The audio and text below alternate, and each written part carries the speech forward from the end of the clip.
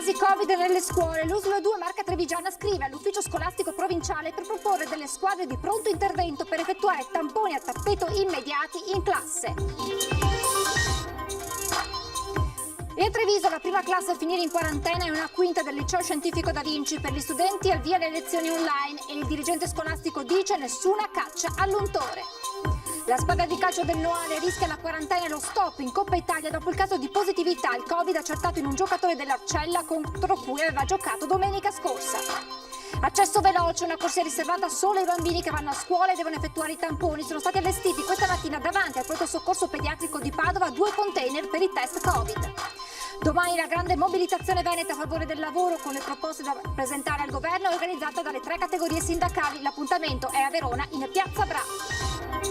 Truccavano gli esami della patente, al posto dei candidati arrivavano dei sosia che sostenevano le prove teoriche e pratiche. Autoscuola Trevigiana finisce nei guai. Studenti universitari come l'Infa Vitale per Venezia, città che deve saper offrire anche occasioni lavorative per i futuri neolaureati. Parole della neorettrice di Ca' Foscari Tiziana Lippiello, prima donna della storia dell'Ateneo veneziano. Buonasera e ben ritrovati con l'edizione regionale dei telegiornali di Antenna 3. Dunque in primo piano i primi casi positivi di studenti positivi al Covid nelle scuole a pochi giorni dall'inizio del nuovo anno scolastico, e allora l'ULS 2 Marca Trevigiana ha scritto all'ufficio scolastico provinciale per proporre un modello nella gestione del Covid a scuola nel caso appunto di allerta. L'obiettivo è quello di far entrare in azione delle vere e proprie squadre di pronto intervento per effettuare tamponi a tappeto immediato in aula, ma per farlo serve naturalmente l'autorizzazione dei genitori. Noi chiediamo la possibilità con i nostri tecnici di andare a fare i tamponi a tutti, i tamponi veloci, in modo che nel giro di un'ora abbiamo la situazione della classe. Se tutti sono negativi la classe può continuare, così evitiamo di mettere in isolamento un'intera classe, con i problemi anche per i genitori stessi, che poi devono stare a casa dal lavoro attendendo il tampone al drive-in, eccetera, eccetera. Scongiurare quarantene di massa e reazioni a catena, questo è l'obiettivo del direttore Benazzi, che mediante una lettera inviata in queste ore ha coinvolto l'ufficio scolastico provinciale al fine di raccogliere le autorizzazioni preventive dei genitori. Solo così nelle aule potranno entrare in azione le squadre di pronto intervento che l'ULS 2 sta predisponendo. Nel caso di uno studente con sintomatologia sospetta, quindi si andrebbe a procedere immediatamente con tamponi a risposta rapida su tutta la classe, e questo in loco senza mandare a casa nessuno. Noi riteniamo insomma che i bambini abbiano il diritto di stare in classe, gli insegnanti di fare il loro mestiere e i genitori di non avere preoccupazioni se il figlio è negativo. Da qui l'appello di Benazzi ai genitori per concedere l'autorizzazione preventiva in vista di un autunno che si profila giorno dopo giorno sempre più complicato. Io chiedo veramente ai genitori: guardate, voi conoscete ormai il tampone, il dottor Rigoli fa vedere spesso e volentieri, non è invasivo, non dà problemi, i nostri sono bravissimi, per cui state tranquilli, è solo un modo per evitare, ovviamente, come è successo al Da Vinci e alla materna, di chiudere una classe. Restano aperti tutti gli altri fronti, compresi quelli nelle aziende, mentre lo screening è in corso sui dipendenti Electrolux. Buone notizie arrivano dalla Trevali di Vazzola, dove ormai c'è una sola positività su 400 test. C'è poi la questione dei drive-in. In una mattina al Cafoncello si sono presentati in 480, mentre si sta pianificando il trasferimento per questioni logistiche alla dogana. Stesso copione a Castelfranco, dove un privato ha messo a disposizione un capannone ad Altivole, andando così a decongestionare le code all'ospedale, e spazi saranno acquisiti sempre grazie alla concessione di un privato anche nell'area del distretto di Conegliano. Stiamo organizzando il sistema in modo tale da far aspettare meno le persone. E come ha detto il direttore generale Benazzi, a Treviso la prima classe a finire in quarantena, e lo abbiamo anticipato anche noi ieri sera nel nostro telegiornale di Treviso, è quella di un liceo.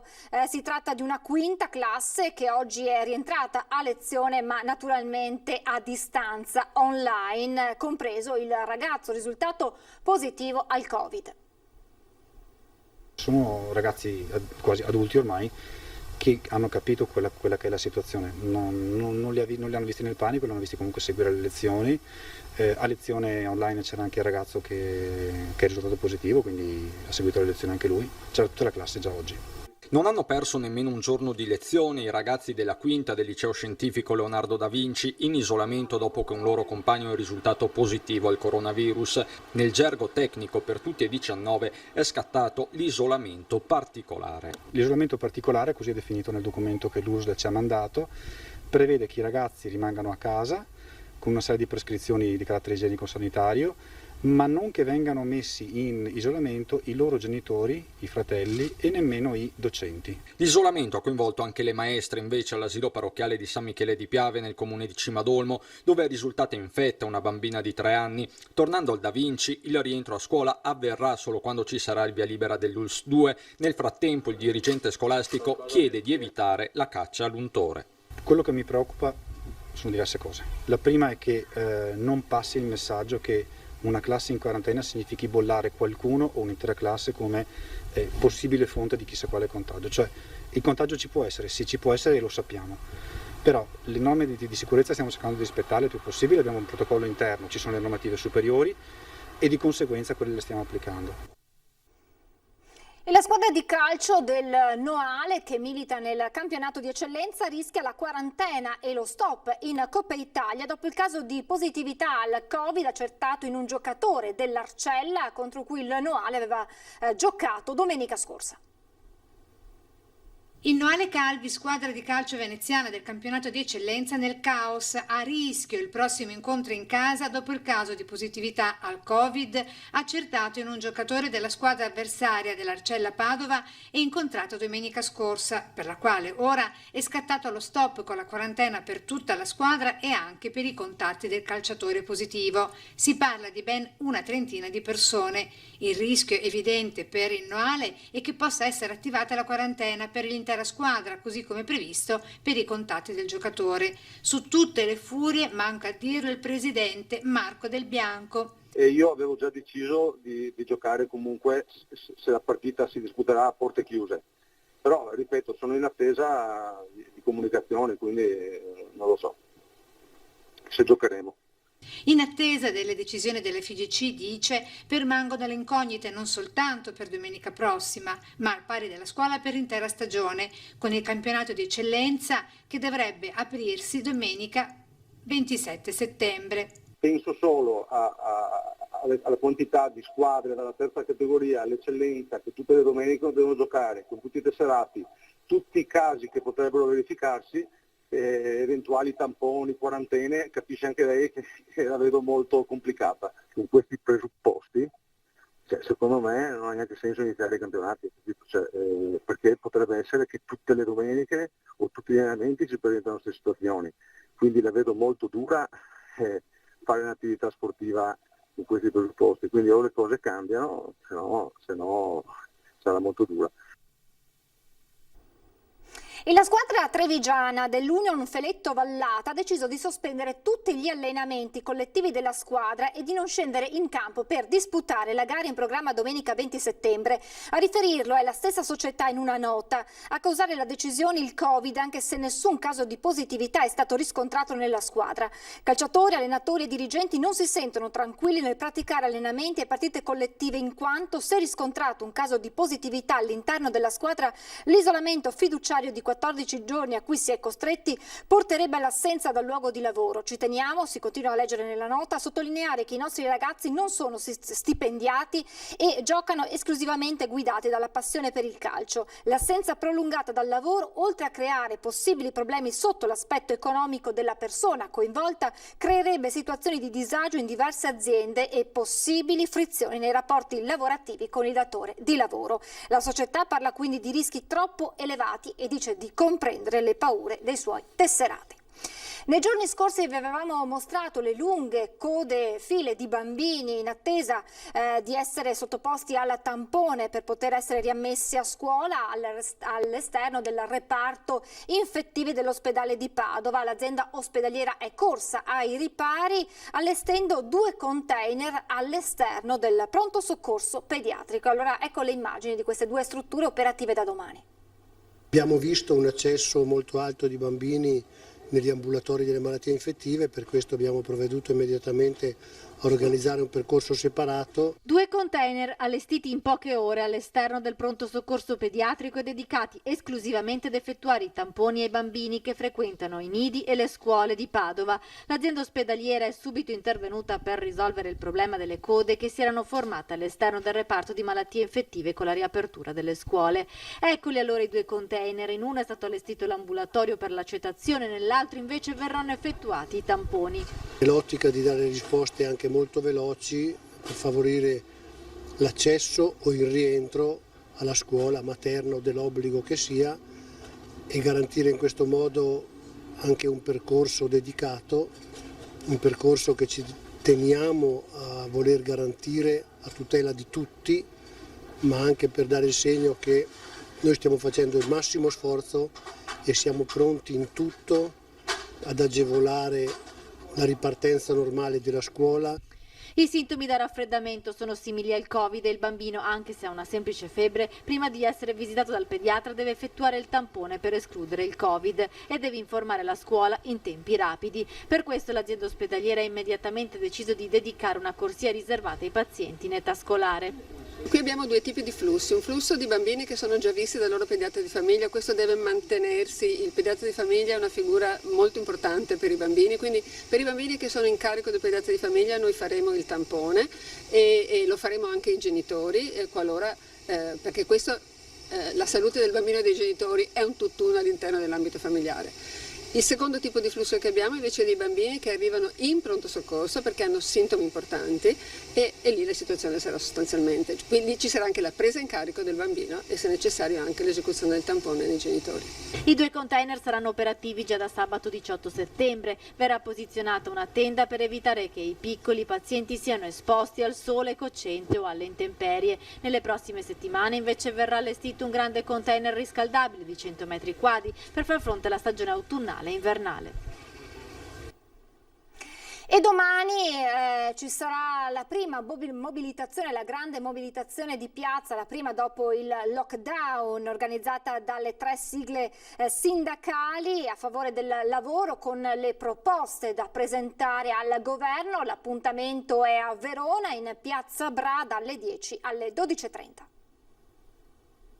Ripartire dal lavoro con la proroga degli ammortizzatori sociali e le vertenze aperte, la riforma fiscale, la lotta all'evasione e anche in Veneto il rinnovo dei contratti nazionali pubblici e privati, atteso da tempo anche dai lavoratori della nostra regione.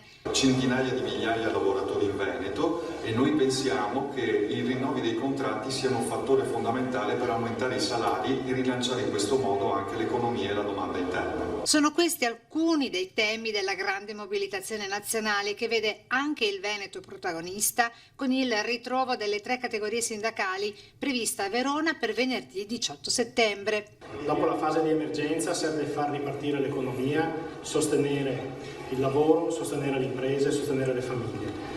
Per fare questo serve anche in Veneto un forte patto fra tutte le parti coinvolte, perché lo sviluppo non arriverà da solo. Gli altri temi: il diritto all'istruzione e ad una scuola sicura, conoscenza e cultura, investimenti, politiche industriali, digitalizzazione, legge per la non autosufficienza, previdenza e inclusione sociale. Non una lista della spesa, ma un progetto paese. Questo che chiediamo al governo, di avere un progetto chiaro per il rilancio del paese e utilizzare le risorse per il futuro, per non lasciare il debito ai nostri figli. Siamo alla cronaca, abbiamo raggiunto al telefono la figlia dell'anziano picchiato in piazza del Mercato Nuovo a Vicenza. Sentiamo cosa ci ha detto Silvia Cingano. E adesso c'è un uomo di 75 anni che ha un'unica figlia che vive ad Arezzo, che ha una gamba rotta. Pensieri e parole di Silvia Cingano. Al telefono la voce serena ma determinata. La figlia dell'anziano picchiato in pieno giorno da un balordo ungherese di 25 anni in piazza del Mercato Nuovo a Vicenza oggi racconta la tempesta di sentimenti che ha nel cuore. Ma nessuna rivalsa, non c'è spazio per i cattivi pensieri verso l'aggressore. Non siamo arrabbiati, cioè non sono arrabbiata. Spero che si rimetta a posto anche lui, spero che non faccia altri casini del genere con nessun altro, spero che non succeda a nessuno una roba così. Io credo sarebbe un brutto esempio perché è veramente è stata una cosa molto violenta e credo sia un brutto esempio magari lasciar correre. Poi che vada in prigione o che vada a fare dei servizi sociali o assistito da una psicologa, quelli sono affari suoi e sua vita, sue cose, quello che la giustizia riterrà più utile. Spero che gli cambi un pochettino la vita e che non lo faccia più, perché qua uno ne va a rischiato di morire. In un mondo insensibile, indifferente, in cui di fronte a chi è in difficoltà molti, troppi si girano dall'altra parte, Vittorio Cingano ha avuto il coraggio di sfidare il pericolo, una reazione violenta, spropositata, vigliacca come quella che poi ha subito per aiutare la ragazza con cui l'aggressore stava litigando furiosamente.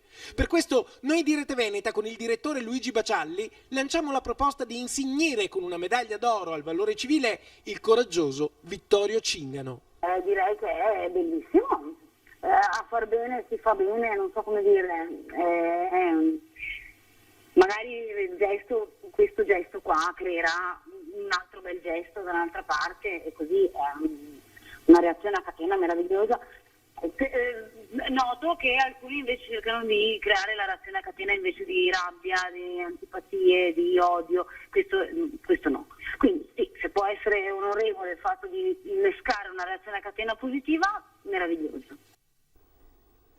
Truccavano gli esami della patente, un'autoscuola trevigiana finisce nei guai, una persona è stata arrestata, 31 denunciate. Ottenevano la patente senza eseguire alcun esame. Nel mirino della Polizia Stradale del Veneto è finita un'autoscuola trevigiana. In pratica, per far superare gli esami ai candidati, avevano pensato ad uno stratagemma semplice ma efficace. Sostituivano gli esaminati con altre persone, sfruttando la tecnica del travestimento e anche delle somiglianze somatiche. Nell'inchiesta coordinata dal sostituto procuratore Giovanni Gasparini, sono stati sentiti nel registro degli indagati 31 persone. Un collaboratore dell'autoscuola è stato invece arrestato. Gli organizzatori del disegno criminoso avevano architettato diversi raggiri per bypassare il controllo all'esame documentale nelle motorizzazioni. Talvolta rimuovevano le fotografie nei certificati medici e nei documenti d'identità dei concorrenti, applicando quelle del potenziale sostituto, soggetto già munito di patente di guida ed esperto del codice della strada, che si presentava all'esame senza destare sospetti. Medesimo piano anche per l'esame di guida, con abili ed esperti alla conduzione dei veicoli che si recavano alla prova pratica al posto del candidato, travisandosi sino al punto di tagliarsi i capelli o farsi crescere i baffi o indossare parrucche per assomigliare al vero concorrente, traendo quindi in inganno l'esaminatore. I candidati ottenevano così la patente. Si tratta per lo più di giovani stranieri che versavano all'agenzia 2.500 euro. Il collaboratore arrestato era stato scoperto il 5 maggio del 2017, quando presso la motorizzazione di Roma si era sostituito ad un candidato utilizzando documenti falsi. Nella sua abitazione la polizia ha trovato telefoni, schede cellulari, personal computer, stampanti professionali, nonché numerose fotografie del soggetto con parrucche e baffi ed anche certificati medici e timbri e carte d'identità in bianco. Sequestrate tutte ovviamente le patenti di guida conseguite illegalmente. Ci fermiamo adesso per qualche istante di pubblicità, tra poco.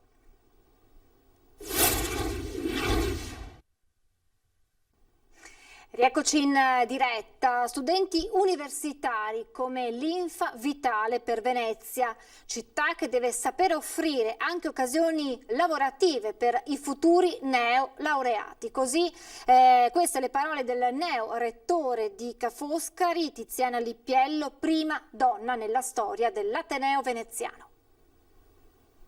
Eccoli scendere insieme le scale che portano in Sala Berengo, zona di cambio del passaggio del testimone tra il rettore uscente Michele Bugliesi e la neoletta Tiziana Lippiello, prima donna nella storia di Ca' Foscari, segno di una svolta, annuncia. Perché una donna ha uno stile di governance sicuramente diverso e quindi lo vedrete voi, lo giudicherete voi. Eletta neorettore alla terza votazione contro la sfidante Monica Bellio, entrerà in carica dal prossimo 1° ottobre, già al lavoro con il progetto per la residenzialità studentesca. Che stiamo portando a compimento con le agenzie immobiliari e che comprende le 4 istituzioni di istruzione superiore, Ca' Foscari, IUAV, il Conservatorio e l'Accademia. Questo è un progetto a cui io personalmente sto lavorando, soprattutto nella prospettiva dell'internazionalizzazione e dell'attrazione studenti dall'estero. E poi c'è il progetto nel progetto, da vagliarsi, dice, anche con quella che sarà la nuova giunta Cafarsetti, e cioè l'idea del biglietto unico per il trasporto pubblico locale. Questo sarebbe una bella cosa, assolutamente, sì. Credo che dobbiamo insieme alla città dare più servizi agli studenti perché siamo un po' carenti in questo, anche trovandoci in una città così, ma rispetto alle università internazionali, noi non avendo qui sede storica come Eurocampus, siamo un po' così, abbiamo pochi servizi. Questo è un problema che abbiamo e dovremo risolvere. Siamo in chiusura, vi lascio alle previsioni del tempo, non mi resta che ringraziarvi per averci seguito e augurarvi un buon proseguimento di serata. Arrivederci.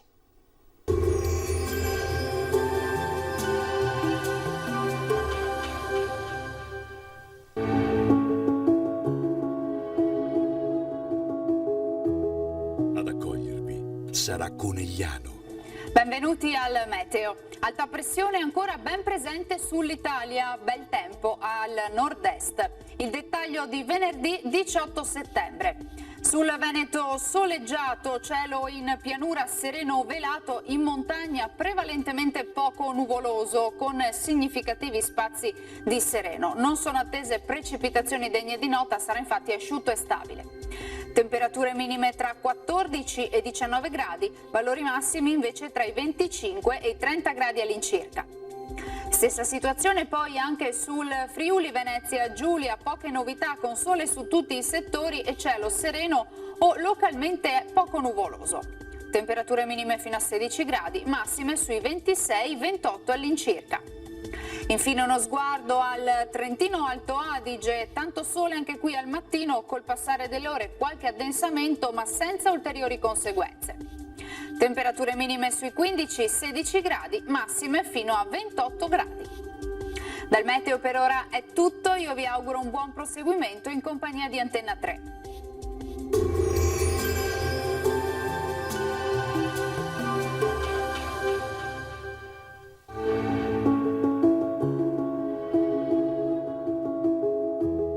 Ad accogliervi sarà Conegliano.